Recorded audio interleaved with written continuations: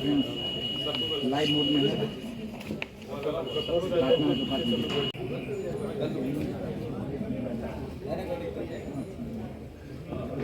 सबका काम लगा हुआ। सत्यानंद शर्मा जी बुलाइए उनको, शुरू किया जाए। साथियों, सबसे पहले आप सबका धन्यवाद इस प्रेस वार्ता में सम्मिलित होने के लिए। आज़ादी भीख में मिली, मतलब आपकी जहन में भी ये सोच कैसे आती है? आप कहीं ना कहीं हर उस स्वतंत्रता सेनानी का आप अपमान कर रहे हैं, हर उस स्वतंत्रता के आंदोलन में अपना बलिदान, अपने परिवार का बलिदान देने वालों का आप अनादर कर रहे हैं, तमाम उन महापुरुषों का आप अनादर कर रहे हैं और तमाम उन भारतीयों का अनादर कर रहे हैं जिन्होंने आज़ादी को एक सपने के तौर पर देखा था और उसको हासिल करने के लिए उन्होंने अपना जी जान लगा दिया। भले वो सत्याग्रह के माध्यम से गांधी जी हों या सुभाष चंद्र बोस हों या भगत सिंह हो या सरदार पटेल हों या जितने भी हों, जिन लोगों ने भी आज़ादी के लिए अपना बलिदान दिया, महापुरुषों से लेकर, ये तो वो बड़े नाम हैं जो कि इतिहास में दर्ज हैं, पर अनगिनत ऐसे नाम हैं जो कि इतिहास में शायद उनके नाम भी दर्ज नहीं होंगे, पर उसके बावजूद उन्होंने आज़ादी के लिए अपना बलिदान दिया। उस पर ये कहना कि भैया आज़ादी आपको भीख में मिली है और 2014 के बाद ही सही आज़ादी मिली, मुझे तो पहले ये परिप्रेक्ष्य ही नहीं समझ में आया कि भैया 2014 के बाद सही आज़ादी मिलने का आपका तात्पर्य क्या है। बट बहरहाल मैं अपनी पार्टी की तरफ से इस बयान की निंदा करता हूँ और मैं चाहता हूँ कि इस बयान को गंभीरता से लेकर इस पर कार्रवाई। भाई देखिए, बोलने की आज़ादी का मतलब कतई ये नहीं है कि आप देश विरोधी ताकतों की आप आवाज़ बन जाएं। एक बड़ा तबका है समाज में ऐसा जो कि देश विरोधी ताकतों को बल देना चाहता है और मैंने रहकर मैंने पार्लियामेंट में भी, जब जेएनयू प्रकरण के ऊपर एक बहस हो रही थी, उस वक्त मैंने सदन में भी खड़े होकर मैंने इस बात को मैंने प्रमुखता से कहा था कि हाँ, बोलने की आज़ादी है, फ्रीडम ऑफ स्पीच है आपके पास, पर बोलने की आज़ादी का कतई ये मतलब नहीं है कि आप देश विरोधी ताकतों की आप आवाज़ बनने लग जाएं, आप ऐसे लोगों को अपमानित करने लग जाएं जिन्होंने अपना पूरा जीवन उन्होंने समर्पित कर दिया देश के लिए। और जिस तरीके से कंगना का ये बयान आया है, मैं उसकी पूरी तरीके से निंदा करता हूं और मैं चाहता हूं कि केंद्रीय नेतृत्व, सरकार में बैठे हुए लोग इसको गंभीरता से लें और इसके ऊपर कार्रवाई होनी चाहिए। पद्म भूषण से सम्मानित किया गया, ये यकीनन हम सब के लिए एक गर्व का लम्हा है। हम लोग चाहते हैं और ये हम लोग की मांग भी है केंद्र सरकार से कि पद्म भूषण एक शुरुआत है।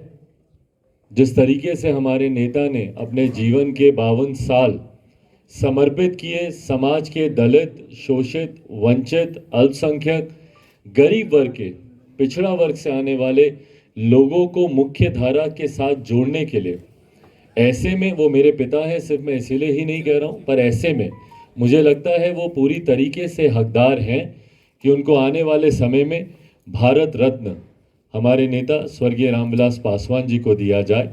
ये मांग लोक जनशक्ति पार्टी रामविलास केंद्र सरकार से करती है और जैसा मैंने कहा कि वो पूरी तरीके से हकदार हैं इस सम्मान के लिए।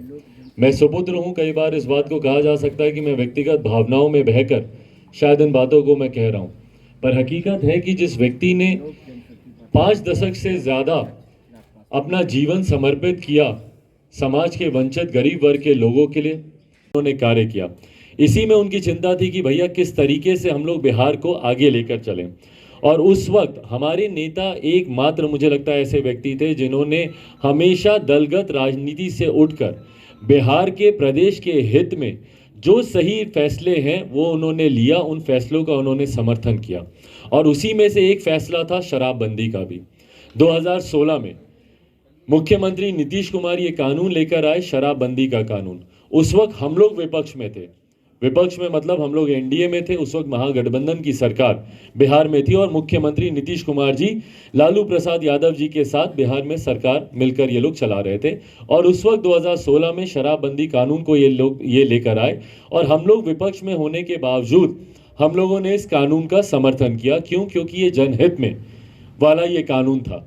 इससे ना सिर्फ महिलाओं को बल्कि वो परिवार जो कहीं ना कहीं नशे की वजह से जो परिवार समाप्त हो रहे थे या जहाँ जिन परिवार में पारिवारिक द्वेष देखने को मिल रहे थे, पारिवारिक हिंसा देखने को मिल रही थी, महिलाओं के ऊपर उत्पीड़न हो रहा था नशे की वजह से, ये कहीं ना कहीं ये कानून उसके ऊपर रोक लगाता, उसके ऊपर अंकुश लगाता। इसीलिए विपक्ष में होने के बावजूद हम लोगों ने इस कानून का समर्थन किया था।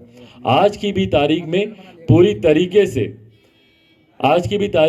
तरीके से हम लोग शराबबंदी के इस कानून का हम लोग समर्थन करते हैं, पर इस कानून को धरातल पर उतारने की जिम्मेदारी भी राज्य सरकार, मुख्यमंत्री नीतीश कुमार, इनके शासन प्रशासन तंत्र की ही है।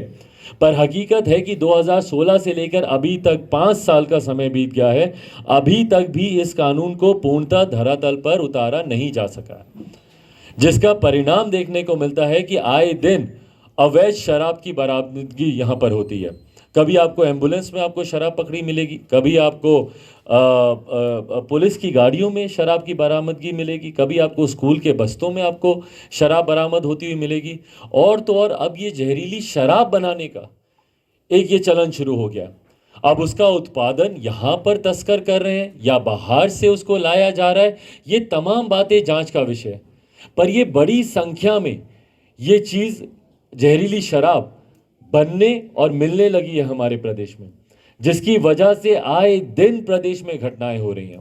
कल हम लोग गए थे, लोक जनशक्ति पार्टी रामविलास की तरफ से मैं खुद और हमारे साथ पार्टी के तमाम वरिष्ठ नेता विभिन्न जिलों में हम लोग गए थे। खास तौर पे 3 जिले गोपालगंज, बेतिया और आपका मुजफ्फरपुर, तीनों जिलों में जहां पर बड़ी संख्या में लगभग 50 से ज़्यादा लोगों की दुखद मृत्यु हुई है जहरीली शराब पीने से।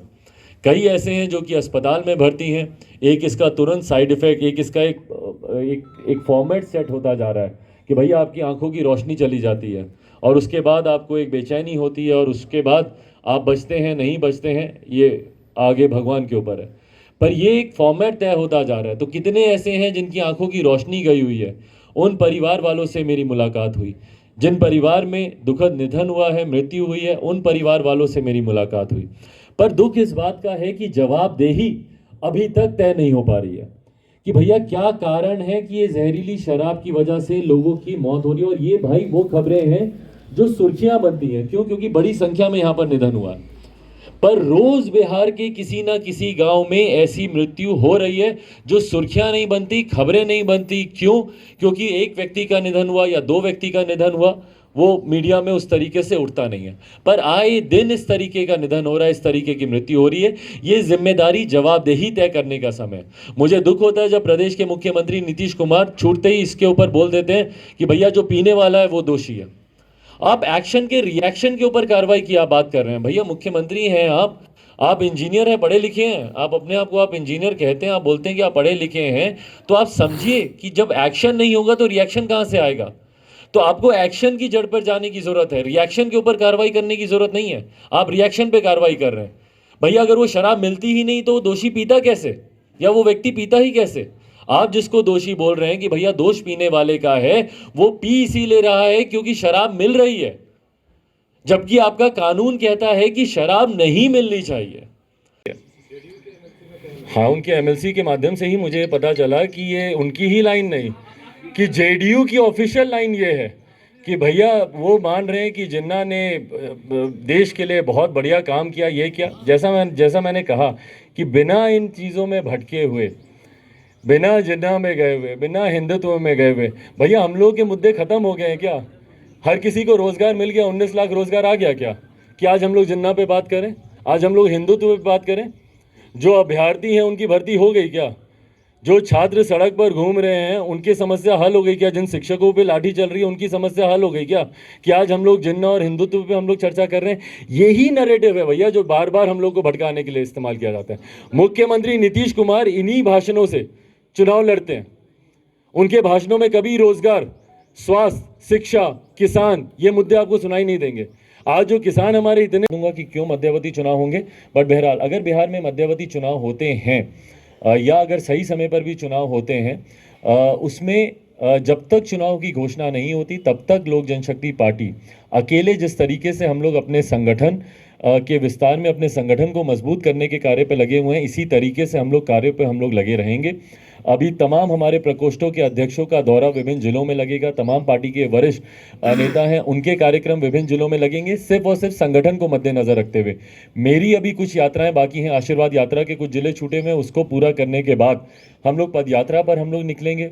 उसके बाद रात्रि प्रवास का कार्यक्रम हम लोगों ने शुरू किया है। बिहार के लगभग 250-300 गांव हम लोग ऐसे चिन्हित करेंगे जहां पर जाकर रात्रि प्रवास हम लोग का वहीं पर होगा। वहीं पर हम लोग रुकेंगे, वहीं पर रहना, खाना, सोना, उठना, वहीं पे ग्रामीणों से बातचीत करना, ताकि सही में समझ में आए कि भैया ग्रामीण, देखिए बिहार गाँव में बसता है, तो जब तक आप गांव में नहीं जाएंगे आपको समस्या नहीं समझ में आएगी। मुख्यमंत्री नीतीश कुमार बोलते हैं भैया हमने नली गली बना दी, नल जल बना दिया। जब आप गांव में जाते हैं तब आपको पता चलता है कि नली गली के नाम पर कितना बड़ा छल हुआ है आपके साथ।